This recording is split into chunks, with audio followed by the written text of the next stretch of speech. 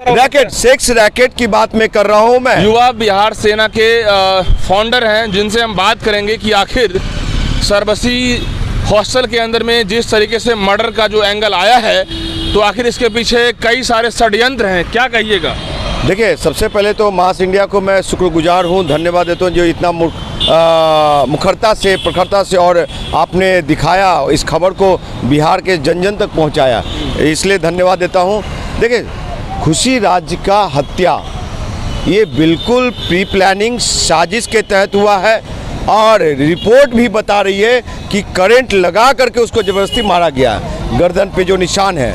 तो इससे साफ जाहिर होता है कि सरबसी हॉस्पिटल में ये सेक्स रैकेट का तांडव है और ये जो लोग इसमें संलिप्त हैं, तो अभी तक सेक्स रैकेट की बात अभी खुलासा नहीं हुई। खुलासा की बात नहीं है, बहुत लड़कियां लोग अपना वर्जिनिटी को बचाने के लिए जान तक दे देती है। उसी में ये खुशी राज भी हमारी बेटी, अनुसूचित जाति जनजाति की बेटी, बिहार की बेटी, दलित की बेटी, दुसाध की बेटी ने हिम्मत किया और उसको इन लोगों ने किस तरह से करंट लगा करके मारा है। तो मुजफ्फरपुर के एसपी और मुजफ्फरपुर के डीएम क्या कर रहे हैं? अरे भैया, अगर आपसे नहीं होती है तो हाथ में चूड़ी पहन लेना चाहिए, और आप संविधान को मानने वाले लोग हैं। फिर मैं कह रहा हूँ, खुशी राज को कहा गया होगा कि कहीं चले जाओ, इतना पैसा मिलेगा, चाहे किसी तरह का बात हुई होगी, वो मानी नहीं होगी। अपनी वर्जिनिटी बचाने के लिए हर एक महिला, हर एक बेटी ये सोचती है, वो बेटी अपना इस अधिकार को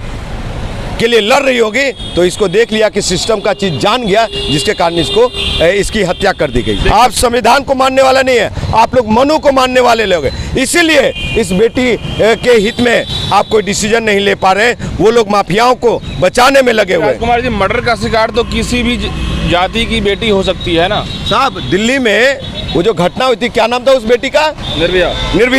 निर्भया कांड हुआ था, तो पूरा देश के लोग कैंडल लेके निकल गए थे। क्या मुजफ्फरपुर की बेटी वो निर्भया से कम है क्या?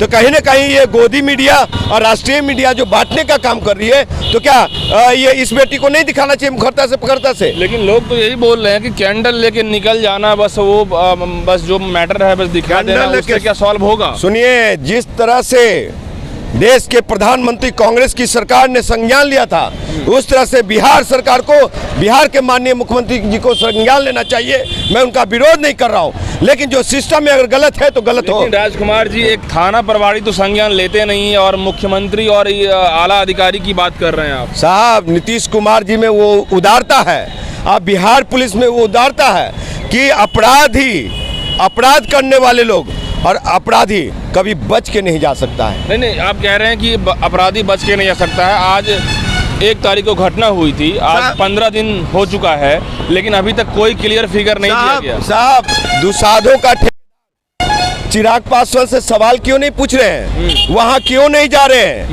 क्यों? वो उसमें वो ऊंची जाति लोगों की नहीं जा रहे हैं। इसमें ऊंची जाति के चिराग पासवान सिलेक्टेड जगह जाते हैं। नहीं, वहाँ पे ऊंची जाति की समस्या क्या है? कौन है साहब? हॉस्टल किस जाति का हॉस्टल है? हाँ, कोई किस जाति के लोग हैं? अरे बाबा, जो एक मर्डर जो होता है, मर्डर में आप देखिएगा कि हॉस्टल इंचार्ज कौन जात का है, मर्डर होने वाली बच्ची कौन जात का है। अपराधी की कोई जाति नहीं है। जात के हिसाब से पिक चूज चिराग पासवान कर रहे हैं, ये झूठ कर रहे हैं चिराग पासवान कि हम A to Z को लेके चल रहे हैं। सुन लीजिए, बिहार में जितने भी घटना हुए हैं और जहाँ जाके बोला है, हेलो एसपी साहब, मैं चिराग पासवान बोल रहा हूँ, जानते हैं कहाँ गए हैं? यादव और दुसाध में लड़ाई हो, मर्डर हो जाए, कुर्मी और दुसाध में लड़ाई हो, मर्डर हो जाए, कुशवाहा दुसाध, कहार और दुसाध, मुस्लिम और दुसाध में मर्डर हत्या हो जाए, वहाँ जाते करते हेलो एसपी साहब कहाँ हैं, ये काम होना चाहिए, बस इतना कह के दिल्ली निकल जाते हैं। लेकिन इंजीनियर राजकुमार पासवान जहाँ जाता है। लेकिन आप चिराग पासवान को लपेट रहे हैं, आप क्या कर रहे हैं राजकुमार? मैं जा रहा हूँ, जाऊँगा, और उस बेटी के न्याय के लिए मैं डीएम, एसपी और सीएमओ से बात करूँ। मैं जाके बोलता हूँ मैं कि हेलो डीएम साहब, ये अपराधी अभी तक फरार क्यों है? यह अभियुक्त फरार क्यों है? कब पकड़ा जाएगा? ये तो जेल में है, अब जेल में है ना। हाँ। तो जब कानून अपनी काम कर रही है, देखिएगा जितने लोग हैं संलिप्त वो लोग जाएंगे। लेकिन जेल में तो थे, लेकिन अब पता चला कि हॉस्पिटल में जो है अब इनका जो है आराम की जिंदगी चल रहा है।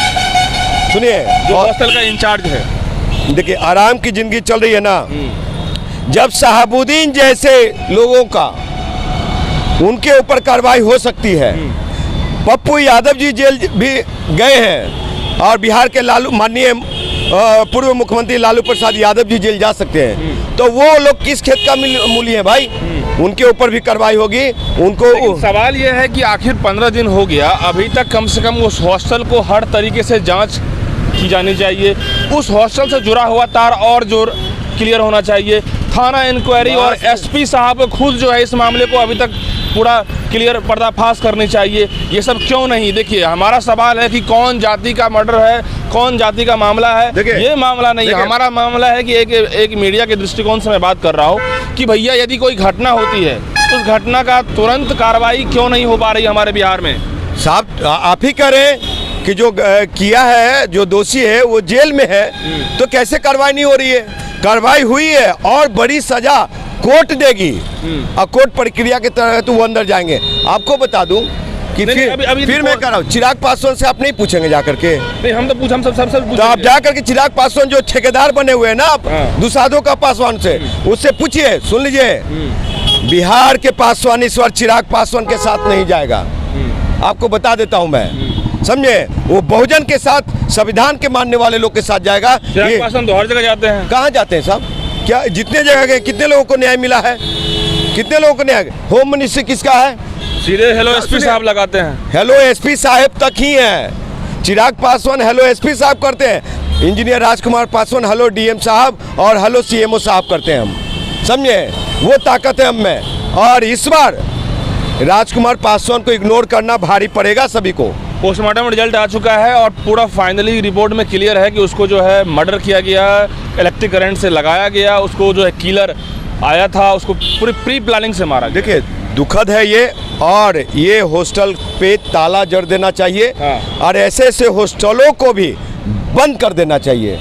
अब लगता नहीं कि तार जुड़ा होगा कई सारे हॉस्टल का, कई सारे मामले का, कई सारे चीजें इसमें होंगी। सुनिए, बहुत सारे हो सकते हैं भैया। सुनिए, देखिए राजकुमार जी सीधा कह रहे हैं कि सिस्टम कहीं न कहीं सिस्टम को पता चल गया कि आखिर ये लड़की अपोज कर रही है, या फिर पर्दाफाश करेगी, या फिर सबके सामने में ला देगी बात। तो हॉस्टल के तमाम लोगों के द्वारा षड्यंत्र की बात जब आती है तो उसे फाइनली मर्डर कर दिया गया। लेकिन मर्डर कर दिया गया, ये सवाल पूरे मुजफ्फरपुर के लिए नहीं, पूरे बिहार के लिए है, और तमाम हर लोगों के लिए, हर बच्चियों के लिए, हर वो बेटी के लिए है जो बेटी अभी हॉस्टल्स में पढ़ रही है।